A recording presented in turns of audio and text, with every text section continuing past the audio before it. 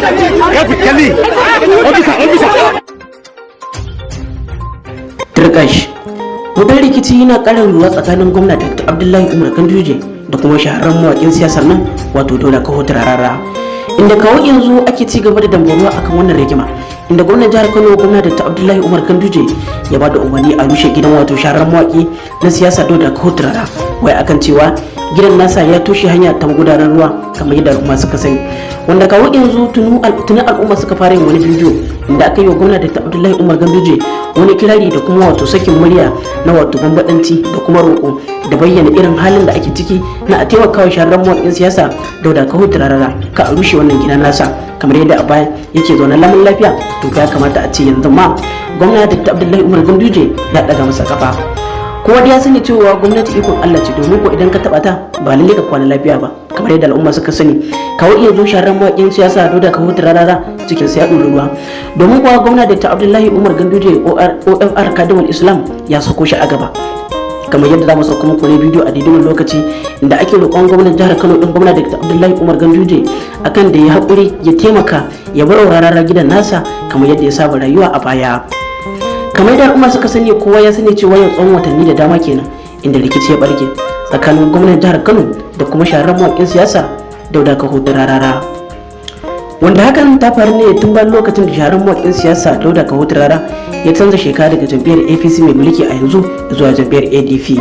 Wanda wannan dalili ne sa wato gwamnatin jihar Kano Dr. Abdullahi Umar Ganduje ya ba wa Tinubu wato umarni akan ya cire sunan Dauda Kaho Turarara daga cikin gwarzan da za su ja gaba a shekara ta 2023 a kamfen. Wanda wannan dalili ya sa wato aka ci gaba da dambarwa da kuma gwamnatin rikici tsakanin gwamnatin jihar Kano din da kuma wato Dauda Kaho Turarara. Daga bisani isharar mawaƙin siyasa Dauda Kaho Turarara ya yi wa jagaban wata waka inda ya kira gwamnatin jihar Kano din da suna hankaka. Tun bayan sakin wannan waka ne wato gwamnatin jihar Kano gwamna Dr. Abdullahi Umar Ganduje ya fusata inda ya shiga ya fita ta dole ma aka cire sunan Rarara daga kwamiti na kamfen da Tinubu a shekara ta 2023 wanda bayan faruwar hakan ne kuma gwamnatin jihar Kano ya fitar da wata sanarwa akan cewa wai gidan mawaƙi Dauda Kaho Turarara ya toshe hanya ta magudanar ruwa. Inda kawo iya zo mutane suka fara sakin bidiyo suna roƙon wato OFR Kadimul Islam gwamnatin jihar Kano din gwamna Dr. Abdullahi Umar Ganduje. Kamar da muke dauke da bidiyon wata biyar Allah inda ta fito ta yi wa gwamnatin jihar Kano gwamna Dr. Abdullahi Umar Ganduje wani kirari tare da bambadanci da kuma roƙo akan a taimakawa shahararren mawaƙin siyasa din a bar masa gidan nasa. Amma da Allah da baka mu kai su kuma wannan bidiyo muna buƙatar da ku danna mana like akan wannan bidiyo. Sannan waɗanda ba su dangwala mana subscribing ba su dole su dangwala mana subscribing kamar haka domin da ƙararrawar sanarwa. Domin kuwa kai shi nake ba mu damar sanar da ku da zarar mu ɗora sabbin bidiyon a wannan kyauta mai albarka mai suna fuskar arewa ga dai wannan bidiyo ku kalla.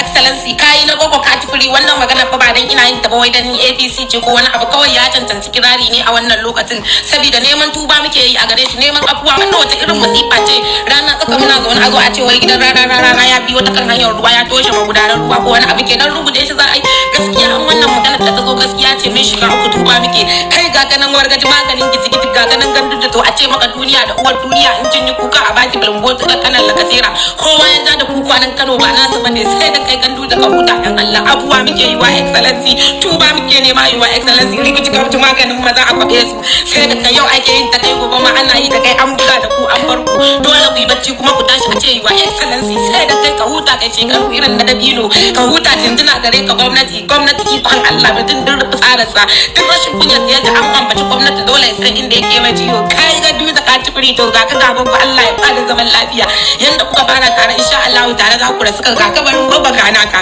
tuba ake excellency wa excellency tuba ake kai ne gandu da wargaje maganin kici idan aka ganka girgiza yara suke yi kai sunan ka ma aka fada dole kowa ya kwanta yayi bacci sai da kai ka huta dan Allah dan annabi babu wannan magana a bata na shiga hukuni mun tare inna lillahi wa inna ilaihi raji'un Allahumma ajirni fil musibati ni anna inna lillahi wa inna ilaihi raji'un sai da kai baba rikici ka wuce maganin maza a kwabe su ai hakuri tuba muke yi afwa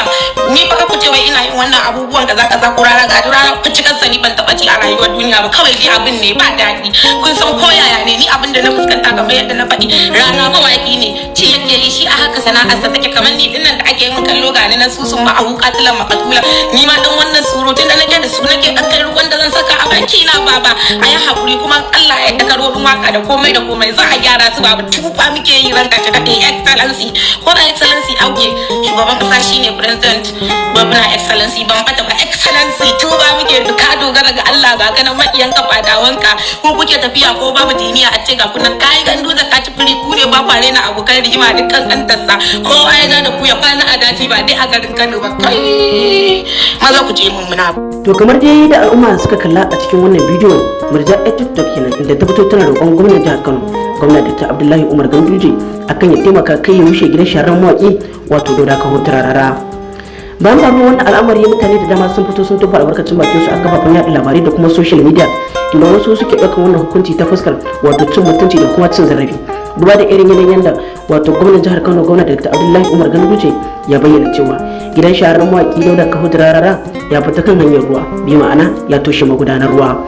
wanda shekaru da dama kowa ya sani cewa gidan mawaƙi wato Dauda Kaho Turarara yana zaune cikin ƙoshin lafiya da kuma kwanciyar hankali ba a taɓa ƙirƙiro musu irin waɗannan abubuwa sai bayan lokacin da suka samu matsala da gwamnan jihar Kano gwamna Dr. Abdullahi Umar Ganduje. Mutane da dama suna ganin cewa kawai dai gwamna Dr. Abdullahi Umar Ganduje ya yanke wato mawaƙi Rarara wannan hukunci ne don kawai ta zarafinsa domin kuwa gidansa baya da wani hurumi akan wato hanyar tushe ruwa ko kuma wata magudanar ruwa ba a'a kawai an yi haka ne don a nuna masa ƙarfin mulki da kuma cin mutunci. Wasu kuma suna ganin cewa hakan da aka yi masa shine daidai domin kuwa wai ai bai kamata ya jawo wato da gwamnan jihar Kano ba gwamna Dr. Abdullahi Umar Ganduje domin ko ita gwamnati bari ne na ubangiji domin ko Allah shine ke kafa mutum a matsayin shugaba a cikin al'umma wanda wasu suke ganin cewa sharar mawaƙin siyasa Dauda Kaho Turarara bai yi da'a ba abubuwan da yi akwai rashin mutunci a cikin su wanda suke ganin cewa ta haka ne kawai za a nuna masa cewa bai isa ba kuma a nuna masa kuskurensa ta yadda zai kiyaye zuwa gaba. Sai dai kuma ba a nan gizo ke saka ba domin ko har yanzu shahararren mawaƙi Dauda Kaho Turarara ɗan jam'iyyar APC ne domin ku babu wata sanarwa official da ta bayyana cewa mawaƙin ya fita daga jam'iyyar ta APC kuma yana tare da ɗan ƙaramin sauro wato Sha'aban Sharaɗa shi ma kuma cikakken ɗan jam'iyyar ADP ne a saman kuma yana yin aswaju wato Bola Ahmad Tinubu. Wannan dalili yasa mutane suke ganin cewa za a iya zuwa a sulhunta ba lalle a rushe gidan shahararren mawaƙi Dauda Kaho Turarara ba to kuma dai menene Allah ya sulhunta Allah ya sa mu ji alkhairi.